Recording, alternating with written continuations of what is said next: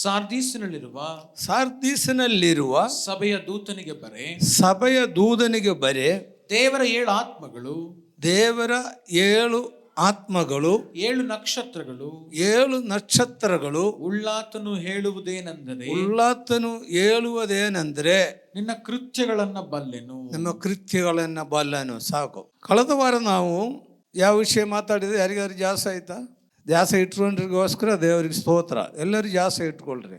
ಲವೋದಿಕೀಯ ಸಭೆಯ ವಿಷಯವಾಗಿ ಮಾತಾಡಿದ್ದೀವಿ. ಈ ವಾರ ಯಾವ ಸಭೆ? ಸಾರ್ದೀಸಿನ ಸಭೆ ವಿಷಯವಾಗಿ ಮಾತಾಡಕ್ಕಿದ್ದೀವಿ. ಪ್ರಕಟಣೆ ಗ್ರಂಥ 2 ಮತ್ತು 3ನೇ ಅಧ್ಯಾಯ ಗಮನವಿಟ್ಟು ಕೇಳಬೇಕು ನೀವು. ಪ್ರಕಟಣೆ ಗ್ರಂಥದಲ್ಲಿರುವ 2ನೇ ಮತ್ತು 3ನೇ ಅಧ್ಯಾಯ ಕಂಪ್ಲೀಟ್ ಆಗಿ ಯೇಸು ಸ್ವಾಮಿನೇ ಹೇಳಿರುವ ವಾಕ್ಯಗಳು. 2 ಮತ್ತು 3ನೇ ಅಧ್ಯಾಯ ಮಧ್ಯದಲ್ಲಿ ಯಾವುದೂ ಇಲ್ಲ. ಏನಂದ್ರೆ ಯಾಕೆ 2 ಮತ್ತು 3ನೇ ಅಧ್ಯಾಯ ಯೇಸು ಸ್ವಾಮಿ ಬರೆದಿದೆ ಹೇಳೋದು? ಯಾಕಂದ್ರೆ ಅಪೊಸ್ತಲನಾದ ಯೋಹಾನನಿಗೆ ದೇವರ ಆತ್ಮ ಯೇಸು ಹೇಳ್ತಾ ಇದ್ದಾನೆ, ನಾನು ನಿಮಗೆ ಹೇಳುತ್ತೀನಿ, ಅದು ನೀನು ಬರಿ ಎಂಬುದಾಗಿ. ಹಾಗಾದ್ರೆ ಯೇಸು ಸ್ವಾಮಿ ಡೈರೆಕ್ಟಾಗಿ ಹೇಳಿಕೊಡುವ ವಾಕ್ಯಗಳಾಗಿದ್ದಾವೆ ಪ್ರಕಟಣೆ 2ನೇ ಅಧ್ಯಾಯ ಮತ್ತು 3ನೇ ಅಧ್ಯಾಯ. ಈ 3ನೇ ಅಧ್ಯಾಯ ಕೂಡ ಬಹಳ ಪ್ರಾಮುಖ್ಯವಾದ ಅಧ್ಯಾಯ. 7 ಸಭೆಗಳಿಗೆ ಬರೆಯುವ ವಿಷಯಗಳು 2 ಮತ್ತು 3ನೇ ಅಧ್ಯಾಯ. ಅದರಲ್ಲಿ ತಾರ್ಸೀಸಿನಲ್ಲಿರುವ ಸಭೆ ವಿಷಯವಾಗಿ ನಾವು ನೋಡ್ತೀವಿ. ಪ್ರಕಟಣೆ ಗ್ರಂಥ 3ನೇ ಅಧ್ಯಾಯ 1 ಮತ್ತು 2ನೇ ವಾಕ್ಯದಲ್ಲಿ. 1 ಮತ್ತು 2ನೇ ವಾಕ್ಯ ಮತ್ತೊಂದು ಸರ್ತಿ ನಾವು ಓದು. ಸಾರ್ದೀಸಿನಲ್ಲಿರುವ ಸಭೆಯ ದೂತನಿಗೆ ಬರೆ, ದೇವರ 7 ಆತ್ಮಗಳು. ಸಾರ್ದೀಸಿನಲ್ಲಿರುವ ಸಭೆ ದೂತನಿಗೆ ಬರಿ. ಯಾರು ಹೇಳ್ಕೊಡ್ತಾ ಇದ್ದಾರೆ? ಹೇಳ್ಬೇಕು, ಸುಮ್ಮನೆ ಇದ್ರೆ ಆಗಲ್ಲ. ಯಾರು ಹೇಳ್ಕೊಡ್ತಾ ಇದ್ದಾರೆ? ಯೇಸು ಸ್ವಾಮಿ ಡೈರೆಕ್ಟ್ ಆಗಿ ಯಾರಿಗೆ ಹೇಳ್ಕೊಡ್ತಾ ಇದ್ದಾರೆ? ಯೋಹಾನನಿಗೆ ಹೇಳ್ಕೊಡ್ತಾ ಇದ್ದಾನೆ. ಏನಂದ? ಸಾರ್ದೀಸಿನಲ್ಲಿರುವ ಸಭೆಗೆ ಬರಿ ಎಂಬುದಾಗಿ. ಹಲ್ಲೆಲೂಯಾ. ನೋಡೋದು ಏನದು ಬರಿ ಎಂಬುದು? ದೇವರ 7 ಆತ್ಮಗಳು. ದೇವರಿಗೆ 7 ಆತ್ಮ ಇದೆಯಾ?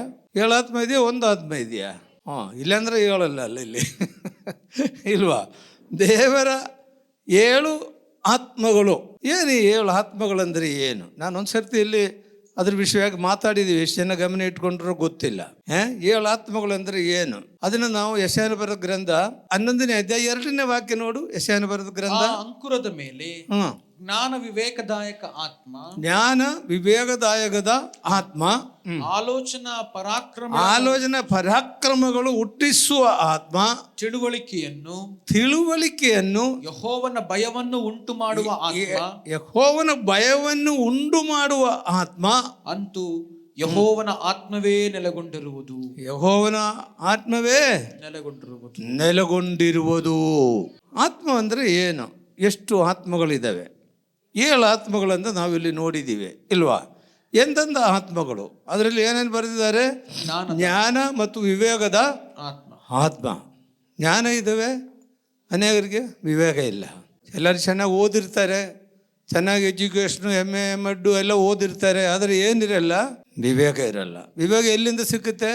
ದೇವರ ಆತ್ಮನಿಂದ ಸಿಕ್ಕುತ್ತೆ. ಎಲ್ಲಿಂದ ಸಿಕ್ಕುತ್ತೆ? ಅದಕ್ಕೆ ದೇವರ ಆತ್ಮನ, ವಿವೇಕದ ಆತ್ಮ, ಜ್ಞಾನದ ಆತ್ಮ. ಹಲ್ಲೆಲೂಯಾ. ಇವೆರಡೂ ಬೇಕು ಅಂದರೆ ಸ್ವಾಮಿ ದೇವರಿಗೆ ಬೇಳ್ಕೋಬೇಕು. ಇಲ್ಲ, ಯಾಕೋಬನ ಗ್ರಂಥದಲ್ಲಿ ಬರೆದಿದ್ರಲ್ಲ, ಏನು? ನಿಮಗೆ ಜ್ಞಾನವಿಲ್ಲದಿದ್ರೆ ದೇವರನ್ನ ಬೇಡಿಕೊಳ್ಳ್ರಿ. ಆ ದೇವರ ಜ್ಞಾನದ ಆತ್ಮವನ್ನು ನಮಗೆ ಕೊಡುತ್ತಾರೆ. ಆಮೇಲೆ ನೋಡೋದನ್ನ ಆಲೋಚನೆಗಳು ಮತ್ತು ಪರಾತ್ಮಗಳು ಹುಟ್ಟಿಸುವ ಆತ್ಮ. ಜ್ಞಾನದ ಆತ್ಮ, ಪರಾಕ್ರಮ ಹುಟ್ಟಿಸುವ ಆತ್ಮ. ಹಂಗಾರೆ ಪರಾಕ್ರಮ ಹುಟ್ಟಿಸುವ ಆತ್ಮ ಅಂದರೆ ಏನು? ದೇವರ ಆತ್ಮ ನಮ್ಮ ಮೇಲೆ ಬಂದಾಗ ಏನಾಗುತ್ತೆ? ಬಲವನ್ನು ಹೊಂದುತ್ತೀವಿ. ಅನೇಕ ಪರಾಕ್ರಮಗಳು ನಾವು ಮಾಡ್ತೀವಿ. ಪ್ರಾರ್ಥನೆ ಮಾಡಿದರೆ ದೆವ್ವಗಳು ಬಿಟ್ಟೋಗುತ್ತೆ, ರೋಗಿಗಳು ವಾಸಿಯಾಗುತ್ತೆ. ಪರಾಕ್ರಮದ ಆತ್ಮ. ಹಲ್ಲೆಲೂಯಾ.